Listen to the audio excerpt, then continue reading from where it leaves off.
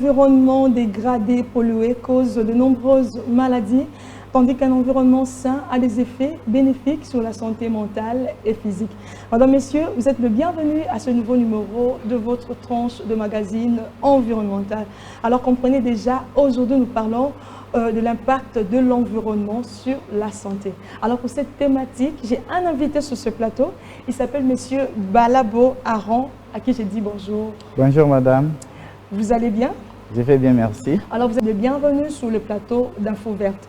Merci. Alors vous êtes consultant environnemental au bureau d'études de la Tourbière, Sarel, et puis vous êtes chercheur au centre d'excellence. COE-CBRN.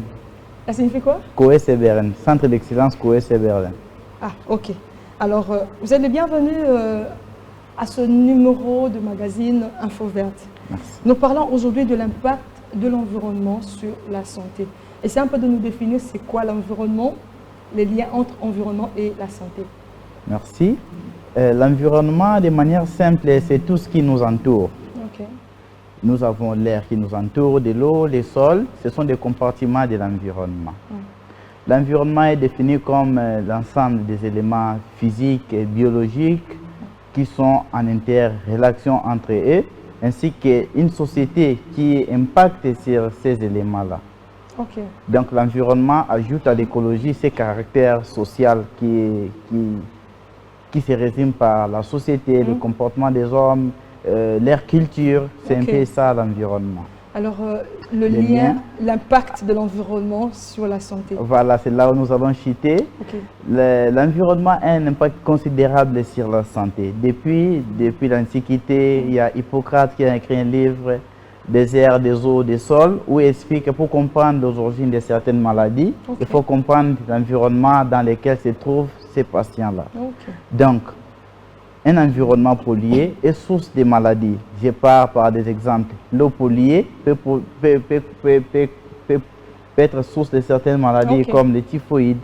Je prends l'exemple de l'air pollué peut produire de certaines maladies respiratoires.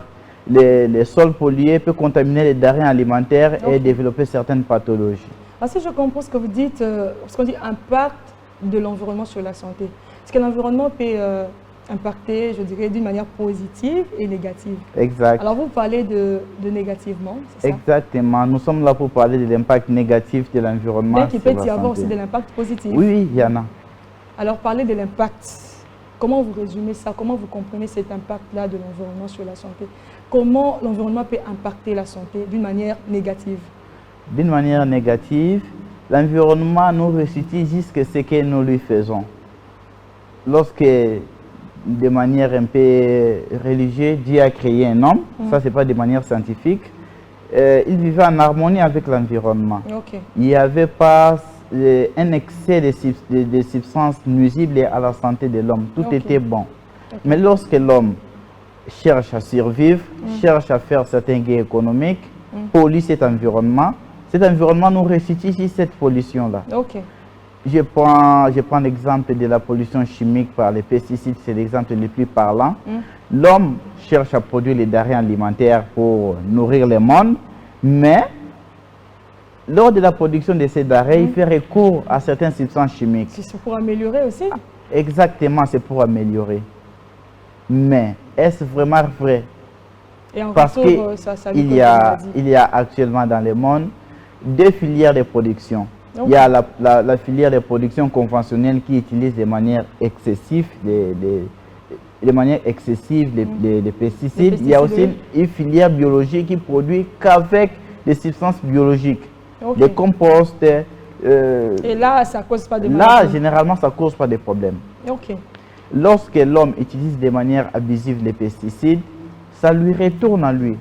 Il est généralement lui-même, la personne qui pulvérise est la première personne qui est impactée par les maladies, notamment les cancers de prostate, même les cancers du cerveau actuellement, imaginez. Donc là, on n'est pas allé vite en besoin. Là, on va parler de maladies qui peuvent être causées, donc les maladies que l'environnement peut causer sur la santé. L'usage abusif de l'environnement peut causer sur la santé.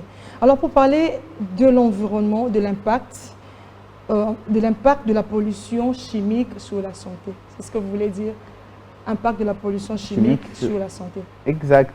Au fait, l'environnement impacte les humains de plusieurs manières. Il y a l'impact physique qui est par les rayonnements UV qui nous impacte. Et il y a l'impact biologique, je peux dire le Covid qui nous a impacté nous tous en 2020. Et il y a l'impact chimique par les substances chimiques. Par ces substances, il y a certaines substances qui ont la capacité d'imiter les hormones naturelles de notre corps et produire certains effets maladies ou encore produire certains effets néfastes sur la santé. Donc déclencher des maladies qui sont actuellement appelées les maladies hormonodépendantes, qui dépendent des hormones. Ces substances-là, on les appelle les perturbateurs endocriniens. Les perturbateurs endocriniens, c'est-à-dire, expliquez un peu ça. Les perturbateurs endocriniens sont des substances qui imitent les hormones naturelles de notre corps et en effet déclenchent certaines maladies. Les maladies, je peux citer, il y a le diabète, il y a l'infertilité. Ça, c'est un réel problème. Exactement. Et nous avons les cancers. Chez les hommes, c'est les cancers de prostate. Chez les femmes, généralement, c'est les cancers des seins. Bientôt, octobre rose. Et c'est causé aussi par ces substances. Exactement. Ces substances sont responsables des malformations congénitales. Ces substances sont responsables des diabètes et de l'obésité. Ces substances sont aussi responsables de certaines maladies neurodégénératives comme la maladie de Parkinson.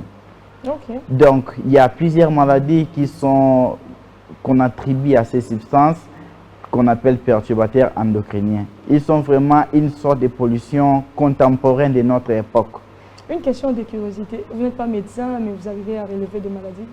Exactement, je ne suis pas médecin, mais je suis chercheur au Centre d'excellence chimique, biologique, radiologique et nucléaire, le COE CBRN. Et je suis aussi environnementaliste de formation. En environnement, on apprend aussi la santé et l'environnement qui est dans notre parcours universitaire. Alors, tout ce que vous parlez là, vous parlez de l'impact de la pollution chimique, les perturbateurs endocriniens. Et vous êtes arrivé à mettre ça sur un livre, vous avez écrit vos pensées. Exact. C'est quoi le titre du livre?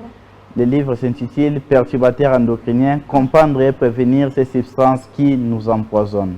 Alors, comprendre et prévenir ces substances qui nous empoisonnent. Comment comprendre ces substances? Comprendre pour dire prévenir, ça va venir après. Oui. Il faut d'abord les comprendre, c'est quoi les mécanismes d'action, comment nous sommes en contact avec ces substances, quelles sont ces substances et enfin comment les prévenir. C'est exactement comment ça se passe. Comment comprendre?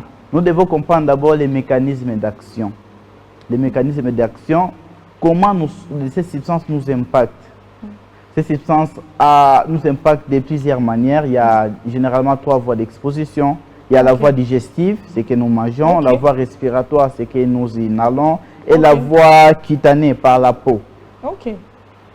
On verra plus tard qu'il y a une classe de perturbateurs endocriniens qui se retrouvent dans les produits cosmétiques. Quelles sont les populations les plus vulnérables à cette pollution ou encore à cette contamination? Attendez un peu, on peut faire un petit recul. Vous avez dit parce qu'on mange, parce que par la pollution, par l'air et la pollution cutanée. Alors parce qu'on mange, on peut les atteindre comment? C'est qu'on consomme là, on mange. Une nourriture qui est contaminée, on peut facilement attraper ou encore être impacté par les perturbateurs endocriniens. Je pars par des exemples simples qui se retrouvent, peut-être que nous pratiquons de temps en temps. Je prends l'exemple d'une nourriture qui a été emballée par... je prends l'exemple des biberons. Les biberons en plastique que les mamans donnent généralement aux enfants du lait contiennent généralement une substance qu'on appelle bisphénol A. C'est aussi un perturbateur. Un perturbateur endocrinien avéré. Il est interdit, les biberons en plastique est interdit. Mais ça existe, on les utilise toujours. Malheureusement, c'est ça dans notre pays. Mais ailleurs, les biberons en plastique sont interdits depuis 2013. Ah bon? En France, en Afrique du Sud aussi depuis 2013. En Belgique, déjà interdit. Partout au monde, c'est vraiment... dans plusieurs pays, les biberons en plastique ne sont plus utilisés. Okay. Il y a les biberons actuellement en verre le verre qui remplace généralement les plastiques. Alors le fait d'utiliser les biberons en plastique... On expose nos enfants. Les enfants, ok. On expose nos enfants malheureusement de manière peut-être inconsciente. Nous ne savons pas que c'est un danger pour les enfants. Or, les biberons en plastique contiennent du bisphénol A, où je conseille tous les mamans à les éviter. Ok. Alors pour parler de la pollution de l'air, parlant de la pollution, dans l'air aussi, il y en a dans les zones agricoles où il y a des épandages industriels de pesticides, ça s'envole dans l'air. Et les personnes qui vivent aux alentours sont impactées de manière directe à cette pollution. Pas seulement ça. En dehors des pesticides, il y en a encore, il y a d'autres substances. Oui, je cite les pesticides parce que la classe là, qui contient plus de... Actuellement, dans le monde, il y a plus de 10 000 formulations de pesticides qui sont utilisées. Ah bon? Et nous sommes aussi concernés dans notre pays. Okay. Dans l'air, il y a aussi les plombs. Le plomb qui est généralement rejeté par les hydrocarbures qui contiennent du plomb dans les rues peuvent toutefois impacter la population. Okay. Les camions utilisent de l'essence et lorsqu'ils roulent, les plombs se retrouvent aussi dans l'air. C'est seulement si les carburants contiennent du plomb, bien sûr. Tout ça, ce sont des perturbateurs. Tout ça, ce sont des perturbateurs endocriniens. Alors, parler cutanés. Parlant de la voie cutanée, des produits cosmétiques. Actuellement, si vous prenez un produit cosmétique, vous regardez la liste des ingrédients, il y a minimum 15 ingrédients qui se retrouvent là-dedans. Dangereux. Malheureusement, tous ces ingrédients ont des interactions. Ce sont des produits chimiques. Okay. Ce ne sont pas des produits inoffensifs. Ce sont des produits qui sont actifs. Ils ont été créés pour un but précis. Mais malheureusement, ils ont généralement des comportements perturbateurs endocriniens et cela dérègle le bon fonctionnement de notre corps. Vous n'avez pas cité l'hydroquinone, entre guillemets. L'hydroquinone, par exemple, c'est un perturbateur endocrinien interdit dans notre pays depuis 2006 par le ministère de la Santé. Okay. Malheureusement, jusqu'à aujourd'hui, on en trouve encore. Alors, vous avez dit comprendre et prévenir. Alors, qui sont la catégorie des personnes qui sont le plus vulnérables, qui sont plus Très bonne question. Les populations les plus vulnérables sont généralement les enfants de 0 à 2 ans. Je vais expliquer pourquoi après. Les jeunes adolescents, les femmes enceintes, ainsi que les personnes qui ont le désir d'avoir un bébé, qui ont le besoin de concevoir. Okay. Pourquoi pendant ces temps-là, ils sont vulnérables? Justement parce que l'activité hormonale est intense. Les hormones sont responsables du développement de notre corps. Je vais prendre un exemple un peu plus parlant. Lionel Messi, qui est un joueur, il avait un problème de croissance. On a dû lui injecter certaines hormones pour qu'il puisse avoir une taille un peu plus normale. Okay. Donc les hormones travaillent de manière active pendant l'enfance, justement pour que l'enfant puisse grandir. Pendant l'adolescence, c'est une étape où il y a certaines manifestations qui se font dans le corps. Un homme qui n'avait pas de barbe commence à avoir des barbes. Et les femmes commencent à développer certaines choses qui n'étaient pas forcément lorsqu'elles étaient enfants. Okay. Exactement aussi pendant la grossesse ou encore le désir de grossesse, la femme enceinte a en son sein le fœtus. Le fœtus est extrêmement sensible à la pollution extérieure. Et une fois que la femme est soumise à une pollution, directement, elle transfère ça au bébé. Pourquoi? Parce que les perturbateurs endocriniens passent facilement la barrière placentaire de la femme. Donc, ce n'est pas une barrière pour les perturbateurs endocriniens. Ils sont lipophiles et ils entrent facilement, ils contaminent facilement les enfants. Alors, oui, les enfants, je voulais dire les enfants. Réalisez comment les enfants sont les plus vulnérables. Les enfants sont les plus vulnérables parce que généralement, le bébé, tout ce qu'il touche, c'est à la main. J'ai parlé ici des voies de contamination. Il y a la voie digestive. Tout ce que les bébés touchent, ils les mettent toujours à la main. Or, c'est une manière pour eux de se contaminer de manière inconsciente, sans le savoir. C'est à nous qui sommes grands de pouvoir les aider, les encadrer, à ne pas leur donner, je prends un exemple plus pratique, les biberons en plastique, parce que nous les contaminons, à veiller sur la nourriture qu'ils mangent. Ils ne peuvent pas manger n'importe quoi, ils doivent manger une nourriture qui est saine pour son épanouissement. Alors, comment arriver à détecter ces perturbateurs endocriniens, ces substances invisibles qui empoisonnent quotidiennement la santé? C'est vraiment très difficile cette question. Parce que de manière pratique, il y a plus de... La base de données de l'OMS liste 800 substances perturbatrices endocriniennes. Les autres bases de données des Américains comme TEDx listent 1000 substances. Alors, tous les répertorier, rien qu'un par leur nom, c'est vraiment difficile. Néanmoins, la technologie évolue actuellement dans le monde. Nous avons des smartphones que nous pouvons utiliser pour pouvoir détecter. Ah bon? Il y a une application qui est développée en France par l'Union des consommateurs français, IFC. Qui est utilisable ici aussi. Oui, exactement, utilisable ici chez nous. Vous téléchargez cette application sur App Store ou encore Google Play. Vous l'installez, vous scannez tout ce qui est comme la nourriture que vous voulez manger. Ça vous montre la composition chimique. Est-ce qu'on doit faire ici, commencer à scanner Si vous souhaitez, on peut bien le faire. On peut bien faire un exemple. Alors, on peut connaître cette application si c'est possible? Oui, on peut connaître l'application. IFCK choisir. Nous prenons un produit, soit un produit cosmétique ou encore un produit alimentaire. Nous scannons. Ça nous montre juste, en se basant sur la composition chimique de ces produits, ça nous montre juste s'il y a des dangers ou pas. Alors, comment prévenir? Comment prévenir? Il y a plusieurs moyens de prévention. Il y a la prévention qui est d'abord collective. Vous savez, notre pays a une constitution qui dit qu'à l'article 53, tout Congolais a droit à un environnement sain. Et l'État veille à ce que cet environnement ne puisse pas nous causer certains problèmes. Les mesures préventives, ça peut être par des lois qui peuvent être votées pour pouvoir protéger la santé et l'environnement. Parce que lorsque l'environnement est malade, la santé aussi est malade. Lorsque nous polluons l'environnement, les retours, nous l'avons par notre santé. Okay. Les lois peuvent toutefois nous protéger. Il y a d'ailleurs bientôt une loi qui sera votée, la loi biosécurité, biossûreté par le centre d'excellence COE-CBRN. C'est aussi une loi qui va protéger contre les substances biologiques. C'est seulement si on a d'autres lois qui peuvent protéger la population contre les perturbateurs endocriniens, c'est très bien. Il y a aussi, dans la prévention collective, il y a aussi certaines mesures que l'État peut prendre, comme le plan national de lutte contre les perturbateurs endocriniens. Ça se trouve dans des pays comme la Belgique, il y en a, la France, il y en a. Dans d'autres pays européens, ils ont ce genre de plans. C'est comme chez nous, ici, nous avons un plan national de lutte contre le paludisme, PNLP. Nous pouvons aussi en avoir contre les perturbateurs endocriniens, justement parce que les perturbateurs endocriniens ont un impact vraiment visible et considérable, mais que nous ne voyons pas. Mais comment arriver à...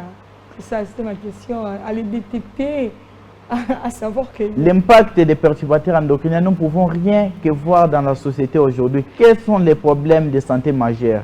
Bientôt, Octobre Rose, nous luttons contre les cancers des seins. Quels sont les facteurs? Donc c'est la cause majeure ou... C'est l'une des causes, je peux dire la cause la plus majeure des cancers. On dira toujours qu'il faut se faire dépister, on dira toujours qu'il faut se faire soigner, mais il faut d'abord voir l'origine de la maladie. La maladie vient de l'environnement, de l'exposition aux perturbateurs endocriniens, qui est un ensemble de substances chimiques. Ce ne sont pas des substances qui ont été créées par Dieu. Quand on parle de perturbateurs endocriniens dans la définition de l'OMS, on dit que ce sont des substances exogènes, des substances étrangères à notre corps.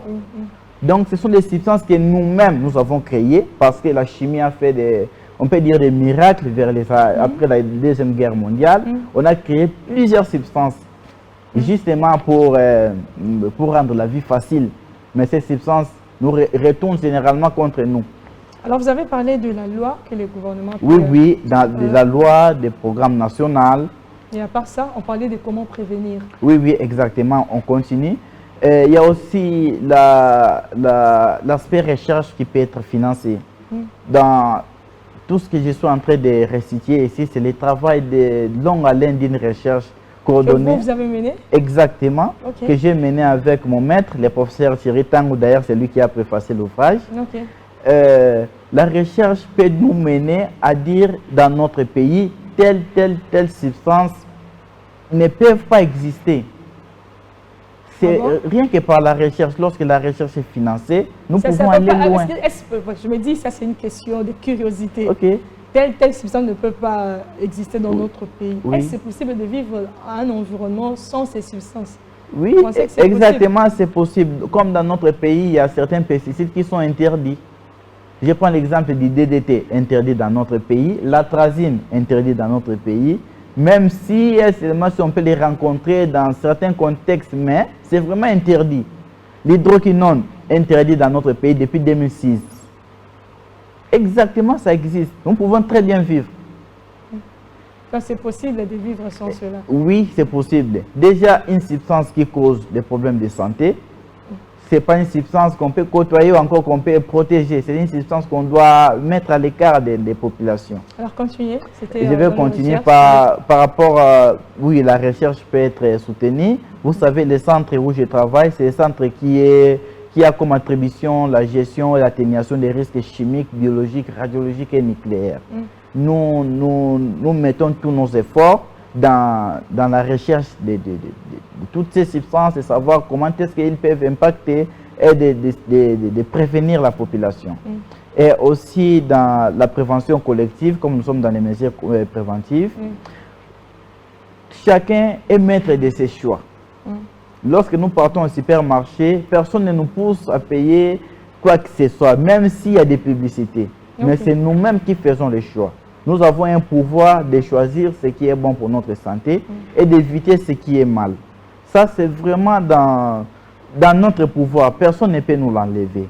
Au-delà de ce que le gouvernement peut faire pour nous par le service de contrôle, comme exactement, ça c'est... Des produits qui viennent d'ailleurs, par exemple. Allez-y. Exactement. Nous pouvons faire les choix, nous. Oui. Nous pouvons faire les choix. Même si on nous propose entre les produits qui proviennent de l'agriculture conventionnelle et les produits qui proviennent de l'agriculture biologique, choisissez ce qui vient de l'agriculture biologique parce que vous avez beaucoup de chances de ne pas trouver des substances nuisibles à votre santé dedans. C'est un peu ça la capacité individuelle à faire, à opérer un choix. De la même manière avec les produits cosmétiques parce que c'est actuellement dans le monde, c'est l'industrie qui utilise aussi le plus des produits chimiques. Dans l'industrie du cosmétique, il y a tout. C'est vraiment de la chimie. Nous devons choisir les produits cosmétiques qui ne nuisent pas à notre santé. C'est un peu en faisant ces choix un peu responsables que nous pouvons éviter les perturbateurs endocriniens. Donc c'est la mesure préventive par excellence que je peux dire. Mais par-dessus tout, avec les perturbateurs endocriniens plutôt, ça a été prouvé qu'ils sont toxiques depuis les années 62. Si vous me permettez, je reprends l'historique. Allez-y.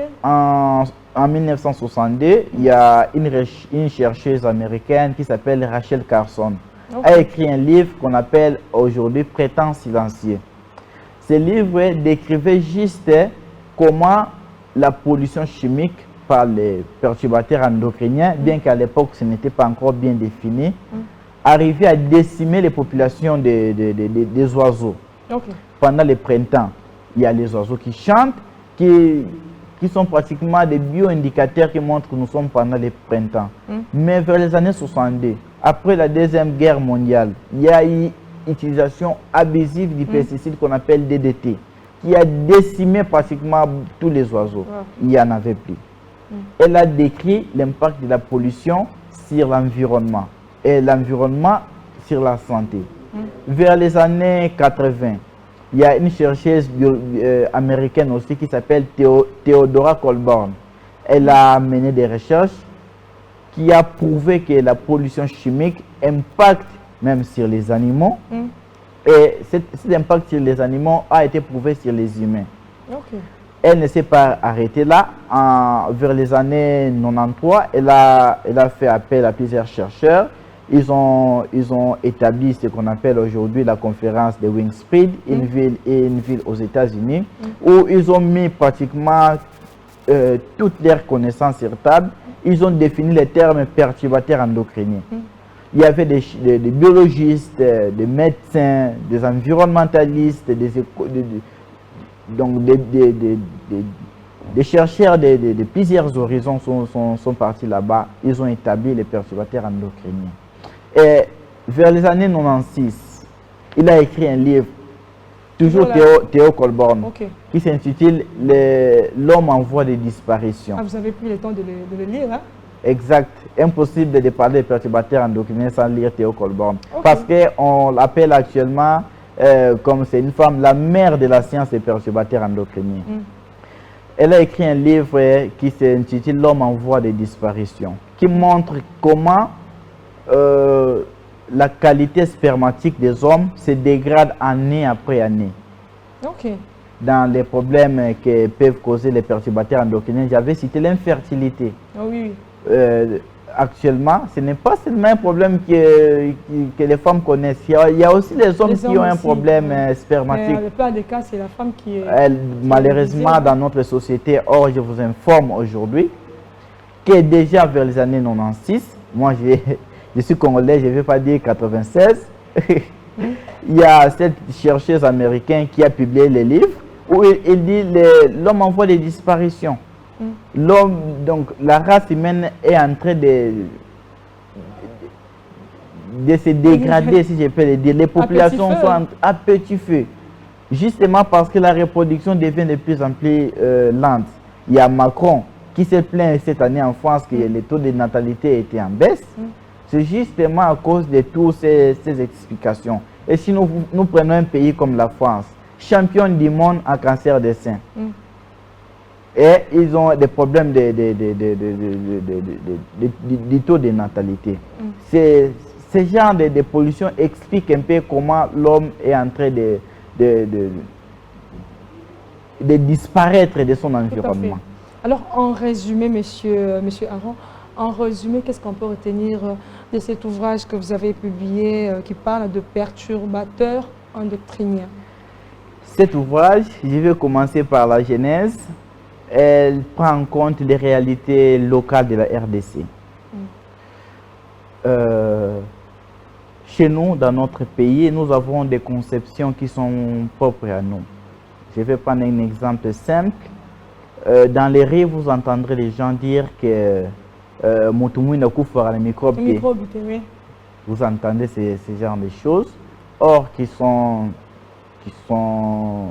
fausses. Ça n'a pas été scientifiquement prouvé. Dans notre pays, si vous circulez maintenant dans des hôpitaux, vous entendrez des gens souffrir de certaines maladies qui jadis n'étaient pas ici.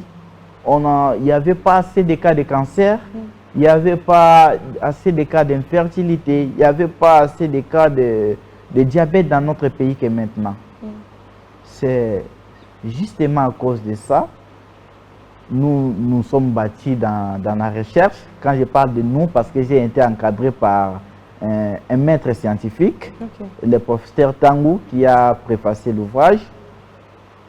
Nous nous sommes dit que c'est beaucoup plus mieux d'écrire un livre pour pouvoir informer la population de faire attention. Le livre a comme objectif ultime la prévention. Nous voulons que la population puisse être consciente de cette pollution invisible. Ce livre, en résumé, si je peux le résumer en quelques mots, nous informe que nous sommes pendant l'Anthropocène. L'Anthropocène... C'est-à-dire quoi? L'Anthropocène, c'est justement l'ère après les années 1850, où l'industrialisation a vraiment pris la place, où vraiment l'homme par la chimie, je veux vraiment qu'on se situe par la chimie, où la chimie a un impact considérable sur l'environnement, où le changement climatique est en train de battre de plein fouet, où l'homme a déréglé volontairement son environnement. C'est ça l'Anthropocène. Nous sommes tous victimes, mais nous sommes nous-mêmes ceux qui ont voulu. Nous sommes nous-mêmes les maîtres de cette violence-là.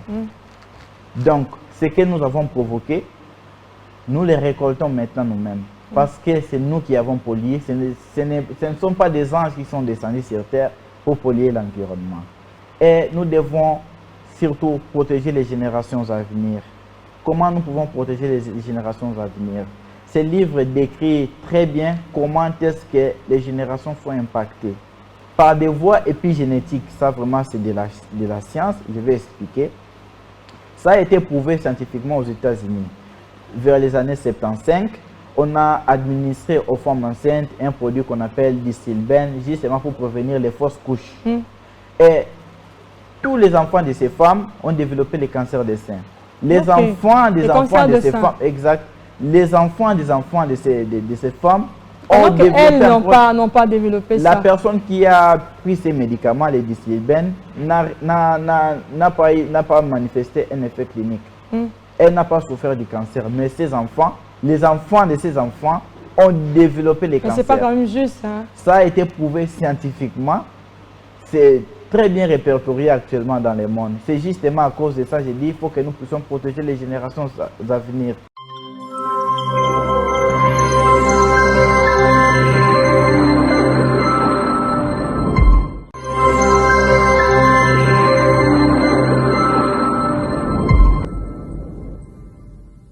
Nous passons à la rubrique interprète. Na bilumbu ya bubu ya ibetu nyoso kele impacté na ba produits chimiques. Muke lomba na bantu nyonso na ku se protéger sambu na santé, betu se protéger sambu na environnement, betu se protéger sambu na bana na betu ya fioti. Bana ina kele vraiment vulnérable na pollution, betu fete keba bombote, betu fete keba mpi environnement na bombote. Mukelomba ba mama nyoso, mukelomba ba papa nyoso, na kuva na responsable surtout na bima nyoso ya benoke dia, bima nyoso ya benoke noa, bima nyoso ya benoke sadila, benu fe keba mingi, benu tala ya umbote kana yokele na ba substance ou encore ba produit na kele ina lenda ningi sa santé na beno bika yo, benu pona ba ina ya mbote ya kele mbote samu na mavimpi ya beno mpe samu na mavimpi ya ba famille na beno.